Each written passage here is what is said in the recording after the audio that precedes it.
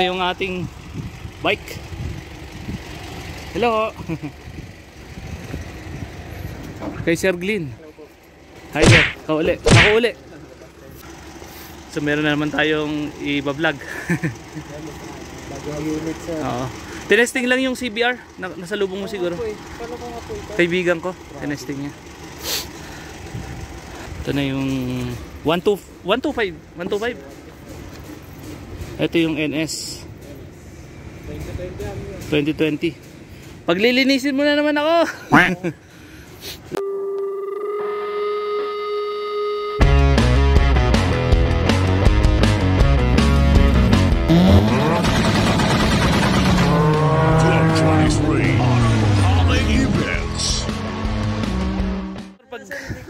Hindi, okay lang. Anong problema?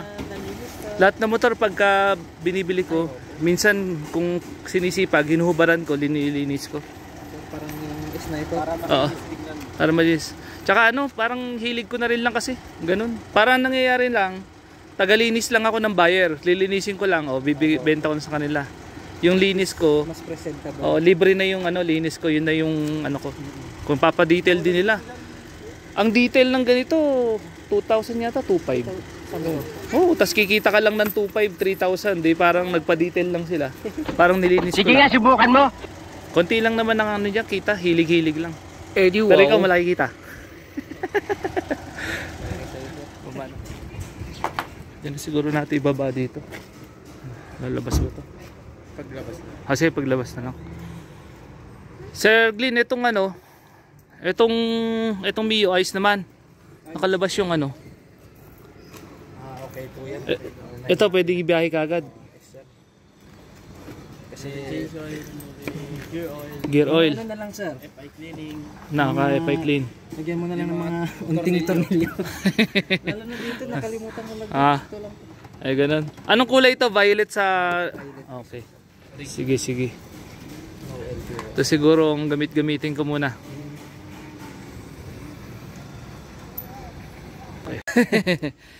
Hindi mo kaya? Pinapatanong pala naman. Kaibigan ko yung ano daw yung kasi nag-skip siya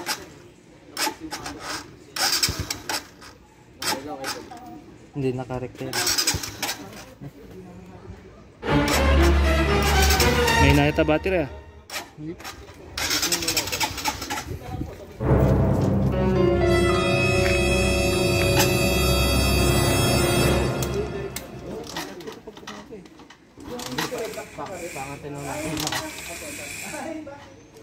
$2,000 years later. Ay mag-start. Sige sir, thank you. Sige, thank you. Message ka lang pagka magustuhan mo. Sige po. Kasi naman po yung takbo na, pero maingay. Maingay. Tambutso, palitan. Yung tambutso. Tsaka mas nakakakuba compared sa Ay, sa isa? Ay, ganon? Sub-sub. Oo. Naku po. Ito na ulan. Sige. Pag nire-rev mo nga konti. Minsan yun yung bumabalik yung niya lang. Pero sabi ng mekaniko ko is yung dalawang spark plug niya kung basa man or ng gas. Tapos yung fuel pump niya daw po dito. So all working na yung mga lights niya. Ito yung Reno? signal lights. Kasi nung kinuha namin ito sir, wala na. Sila pa nga sasakyan. Sino mo yan? Alas mo busina. Hanap sa busina. Galing ah. Di ba na nakita naman ng mga project like yun? Ano pinapagawa yan kay Sir Jose? Sir, isakay na natin. Yung kanina, siya may-ari niyan. Yung nandito. Sakay na natin ng RC. Sakay nyo na yung RC. Sabi ni sir, ano daw? 25. Maganda ako ni Sir. Ano ang person mo? Aldrin. Bigyan ako nito. So magbabayad na tayo. Sir. Sir, thank you. Bilangin niyo muna. Thank you. Okay, bilang muna. Para kuan. Tutubo na naman si sir. Yung sniper mo sir, nabenta na? Oo, after 3 days nung dinala nyo. Ay, 3 days lang yun sir. Oo. Pero ano lang, gano'n lang kinita ko doon, 2,000. Parang At least parang bayad lang ng nilinis ko, di ba? Parang binayaran lang ako para linisin. Ganun lang. Yes, sir. Satisfied ka. Oo. Pero satisfied yung... Oo, ganun lang naman ang kasi di ba sabi ko nga binibili ko lang para i-content din. Ayan, ito na yung Rouser 2020. Ay, yung papel pala patingin na to. Tapos yung papel nito to follow. Within this week? Within this week daw, sabi na This week na, Sir Aldrin. Yes po. Ayan, dami na naman yung pero. Ng papel ay ng 0170. sige, i-click mo sa akin. Okay. Checking. Okay. Engine So yan, number. para safe, as usual, check natin yung engine number and chassis number. Dapat match po doon sa CR mga papi. Yung pera oh. Paldo na naman si Sir Glyn tsaka si Sir Aldrin. Pirma muna. Yan oh.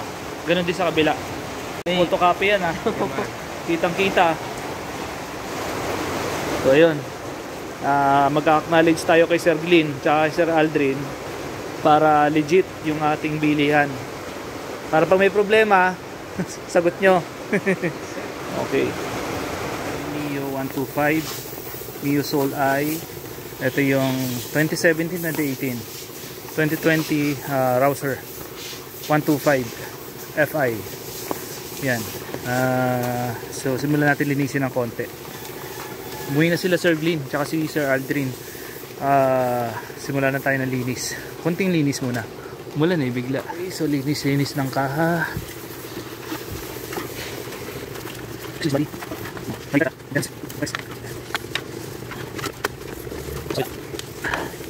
Saka na natin itong linisin ng buong buo kapag hindi na maulan.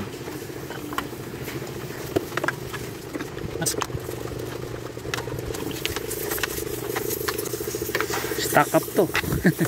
Mukhang na-stock ng todo dun sa pinagkunan nila. But anyway, that's business. Okay, so next try natin itong mga marurumi rito.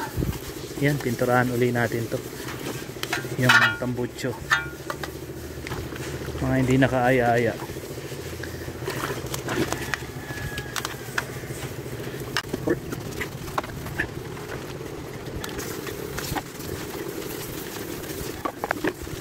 Cleaning time.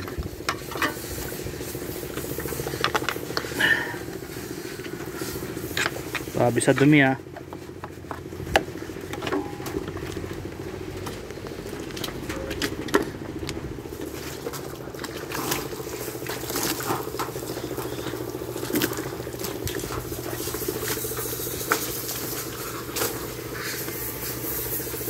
Natin yung interior ay yung U-box. Stock up eh oh.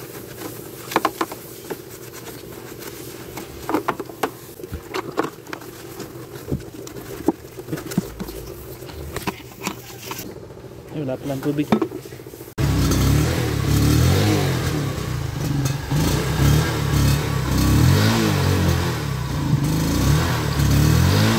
Ano po yun? The next day. Morning mga papi. Ito yung pinadeliver natin kahapon na 2017 Mio Soul 125. Testing natin kung aandar sa sobrang cold. One click naman. Okay. Pinitin lang natin. So nandito yung isa natin. NS 125 FI. So mamaya papakondisyon natin kay Sir Jose. Mamaya natin pakialaman yan. For the meantime, testing muna natin to. Ginamit natin tong ating MSI. Okay naman so far. Pero ngayon lilinisin pa natin ang buo. Ito, basin natin yung mga gulong. Marumi pa rin. Partial linis lang kahapon. So bumisita tayo sa ating site. May mga beam and post na. Kinukumpleto na. Konti na lang. Konti-konti. Tatayo na rin yan. Dito parking yung buong baba. First floor, second floor, third floor, fifth floor. Hanggang dun sa pine tree. Hindi, joke lang. Wala yan. Parking lang naman yan. Bahay kubo. Alright mga papi. Ngayon, lilinisin natin ulit ito. Kahapon, nilinis natin itong partial. Ngayon, tanggal tayo ng mga stickers. Tapos brushin natin to. Ayan. Para clean look.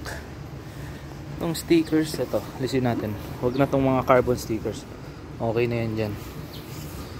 Yan lang naman, konti lang palang babaklasin natin. Basically, linis lang. Okay, start tayo. Tapos ito, bugahan natin ng WD-40. Medyo maganit eh. Ang galing ko. Ang gulong para all goods. Ang galing dumi oh. Grabe. Yun. Yun oh. Alright. Ang kabila brasin natin. Tinitignan ko makikipapi. Ano pa eh. Urig-urig pa yung kulay oh. Buo pa. Okay to. Okay itong nabili natin na to. Siyempre hindi perfect. May mga flaws baga. Pero ganun talaga ang second hand. Piliin nyo lang yung medyo okay na okay. Tsaka yun nga pala, shout out kay Papi Raymond sa ating loyal na kaibigan. Pinayuhan niya ako regarding sa mga ibang bagay-bagay na tulad nito. Siyempre second hand to. Pasensya ng mga papi hindi ko na di-disclose kung magkano yung actual amount, kung magkano ko siyang binili. Kasi sa totoo lang, pag sinabi ko yung actual amount, halimbawa, binili ko ng, halimbawa ito, ang presyo ng seller is 35,000. Sinabi ko sa inyo, binili ko ng 35,000. Tapos, syempre, ayusin ko, gagawin ko yung mga repairs. Tapos, syempre, eventually, ibebenta ko rin to. Ngayon, ang buyers kasi kalimitan based on my experience, binili mo ng 35,000 at sinabi kong ganon, tapos ginastosan ko ng ganito, ang nasa isip na nila yung 35,000 hindi na nila kinukonsider yung ginastos ko, especially yung effort ng paglinis o yung pagdetail. Kasi ang pagdetail o paglinis ng motor, yung in detail pero syempre sa akin naman kasi halimitan, hindi ko na tinatanggal yung fairings, pero at least pinalilinis ko. So ang point ko doon, doon sila nag-i-stick kung magkano yung bili mo sa motor o sa MC. Hindi na nila iniisip yung ginastos. Kaya pag ibebenta ko eventually, ang tawad nila mas mababa pa doon sa pagkakabili mo. Kaya talo. Kaya more or less, ang sinasabi ko lang, more or less, halimbawa 35,000 ang presyo. Ang more or less sinasabi ko ang presyo nasa less than 40, maganon. More than 30. Yun. So please bear with me at ang sa akin lang naman, mabigyan lang din ng idea at saka guidance yung mga bibili. So like itong 2017 Mio natin, ito, yung fairings niya buo, pintura buo. May konting gas-gas, manageable naman. Ito buo rin. Yun yung mga kinukonsider natin pag bibili tayo ng motor. Wag naman yung sobrang ransak. Tulad nito, marumi lang tignan pero sariwa siya. Hey Marino, saan kayo punta? Ba't dyan kayo galing? Ay, gano'n ba? Sige. So yun, so tuloy natin yung paglilinis mga papi. So yun, more or less lang ang sinasabi kong presyo. Hindi eksakto, pero at least alam nyo ng tansyahin kung nasaan doon. Kasi ginagawa natin sa motor, nililinis natin, pinapalitan yung mga dapat palitan, yung mga importanteng talagang sira. Pag pinalitan ko lahat yan, wala na, tutukod na ako sa presyo. Baka hindi ko na makuha yung presyo na gusto ko, o yung baka sumobra pa ako doon sa fair market value na tinatawag natin. So eventually hindi mabebenta yung motor, matetenga lang sa akin. So ang siste, mawawalan na rin ako ng content, mawawala na rin yung channel natin. Kahit pa paano naman siguro nakakatulong tayo yung channel natin sa guidance sa inyo kung paano, doon sa mga newbie lang yung mga walang experience pa, kung paano ninyong bilhin o paano ninyong ayusin yung mga motor, paano ninyong kahit paano pagandahin o ibalik sa stock o sa dating halindog. So yung ginagawa natin basically is tulad nito, hindi pala, yung click dati pinipinturahan natin yung madapat pinturahan kahit DIY, kasi at least maging malinis tignan, hindi naman yung pag tinignan mo talagang ransak na ransak yan. So tulad yan, na brush na natin, pwede na natin tirahin mamaya ng pampakita. Ayun, okay, so tuloy tayo na linis. Going back, yun nga po, pagdating uli sa halimbawa nabili nyo second hand sa akin, siyempre hindi ko alam at hindi ko kontrolado kung ano yung masisira dito in the future. Pero as much as possible, lilinisin ko at gagawin ko, palitan yung mga bagay na palitan. Pero still, second hand, may nasisira, may mga breaking parts dyan. So yun, pagka ganun may nasira, syempre it's on nyo na, sa mga buyer na po yun talaga, hindi na po shoulder ng nagbebenta. Ang problema rin naman kasi sa mga ibang seller, may mga tinatawag silang palusot na mga unit, kahit na alam na nilang sablay, pinalulusot nila, kaya hindi mo rin masisi mga buyers, ganun. Pero syempre sana case to case basis, hindi rin naman lahat ng sellers nagpapalusot ng unit, ganun po, ganun lang po ang ating gustong palabasin dito. But anyway, still, ayan, nalinis natin to. So far makapalang gulong, harap likod, big tires na siya, okay na rin. Konting linis lang, tapos tune up. Pero bagong change oil to nung kinuha ko, according dun kay Sir Glyn, shoutout si Sir Glyn, bagong change oil nila. So yung mga iba, titignan ko pa yung mga dapat ayusin, like itong signal, turn signal, medyo maganit, so kailangan ko lagyan ng WD-40. So bubuksan ko yan para mas madaling pindutin. Yun, okay na, linis na siya. Okay, so punasan na natin. Matutuwa naman. Oo, malinis, diba? At least nililinis. Tapos inaayos ko yung mga dapat ayusin. Hindi lahat, pero yung mga major lang nililinis natin. Oo, yung loob din nilinis ko yan. As usual, tanggal tayo ng mga stickers. Kupas na rin lang naman, tsaka hindi naman tayo membro nito. Ayan, alisin na lang natin. Yan, para malinis tignan. The less sticker, the cleaner. The less sticker, the cleaner the bike, cleaner the look. Yan, okay. Ito rin, hindi naman ako membro nito, kaya alisin na lang natin. Shoutout sa kung anong team yan. So binuksan na natin mga papi, gawin natin ang WD-40 para all goods. Siya dito ang loob.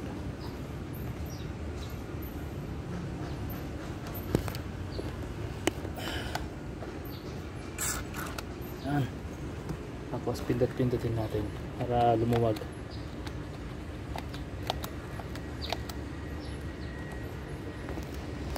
Okay, so pwede natin balik. Yun, so binuksan na natin to para lubusang malinis. Galawin na natin. Mga puganga nyo! Sa inyo! Oh, dami. Mga puganga nyo! Sa inyo!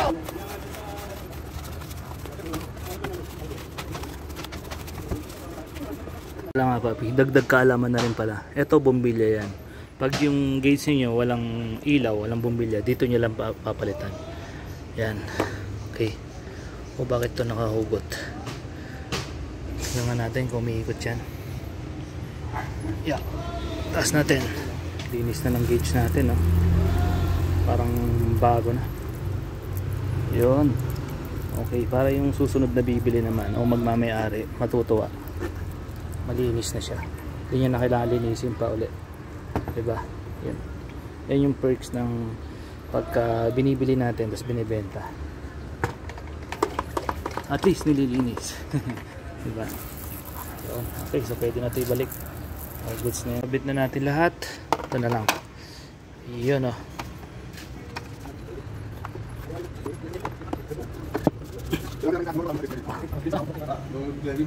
Alright.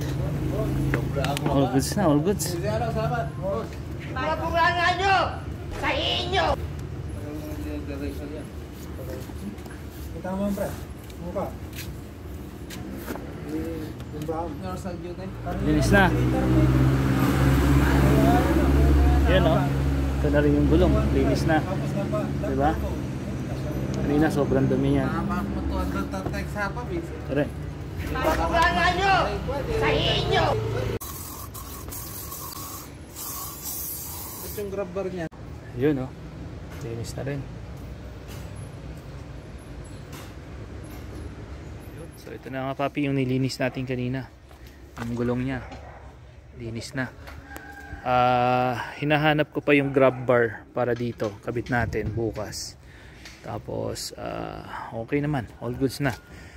Tinanggal ko lang yung mga stickers na konti dito, pero hindi na, bagay naman eh. Yan, urig-urig naman yung mga fairing. Ibig sabihin walang crack except sa scratches. Ayan. Tapos all goods. Speedo cable hindi gumagana, pero maganda hatak, maganda manakbo, okay siya. Hindi pa malalay tumakbo, okay pa yung mga shocks nya. Tapos makakapal ang gulong. Tapos bukas iturahan natin to, pangit na tsaka to. Yun lang naman.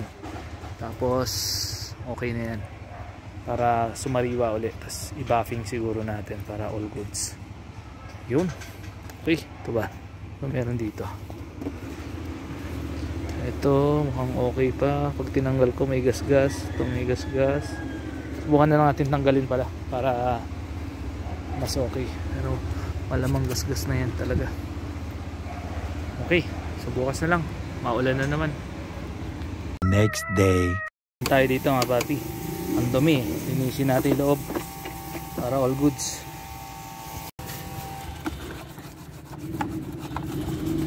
Para malinis. Parang bago.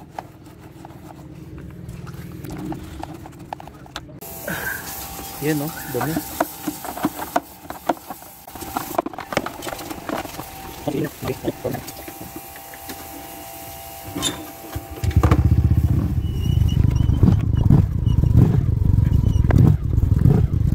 Dumi. Tanggal uli natin. Linis ulit. Linis na mga papi. Hanggang kaloob-looban. Alright. Balik na natin lahat bago pa umulan. Wala ng kali-alikab. All goods na. Pwede natin ibalik. Okay. Pampadagdag tulin na naman yan. Oh grabe. Nipis no. So ito final. Palitan na natin ng brake pads. Ito yung brake pads natin. MIUI 125 M3 parehas lang. Isa. Tapos all goods na. Kinakalawang din po yan sir no. Yan yung nagpapakat. Linis ni sir yung pistons. Tapos piston pala. Tapos okay na yung ating MIUI 125. Pwede na lumarga. Yan ang brake caliper natin mga papi. Tirahin na rin natin to. Yan o. Para malinis talaga. Clean look. Tapos okay na. So takpan na natin. Buga na tayo.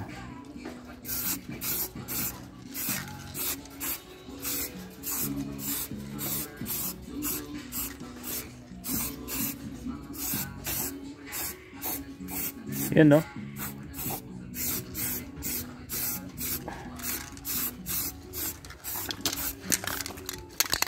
Para malinis tignan.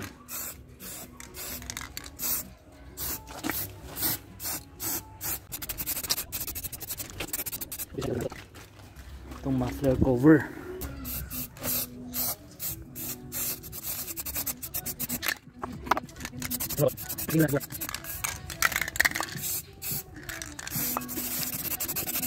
Sobrang nipis. Metal to metal na. Okay. Pinturan natin yung sa Scoopy. Nasaan na? Puro put-put na eh. Yung pang Scoopy. Honda Beat, Card, Scoopy, pareho. Oh, grabe oh. Ito na yung brake pads nya. Ito yung rig. Ay, ito yung nakapal pa. Ito manipis na.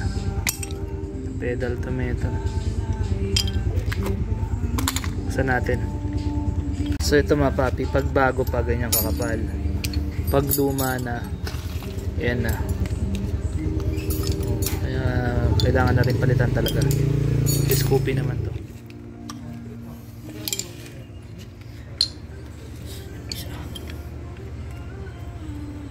Na natin tong filter ng ating Scoopy.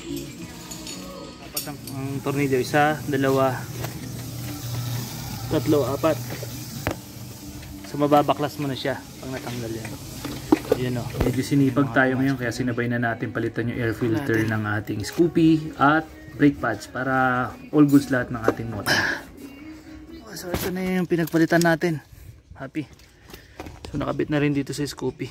Ayos na, all goods. Okay. Iubos na natin mga papi. Naghihilo na rin lang. Mga papi. Napinturahan na natin to. Linis ng tingnan, no? Okay. Tapos nagpalit na si Sir Jose ng brake pads. Ayan, bagong brake pads. Nalinis na rin natin yung buo. So ito na yung ating Mio. Kahapon nilinis natin yung itong mga kasulok-sulukan niya. So all goods na siya. Pwede na. Alright. So dating gawin po mga papi. Kung nagustuhan nyo itong video natin, syempre like, comment, share, and subscribe. And Papi Power.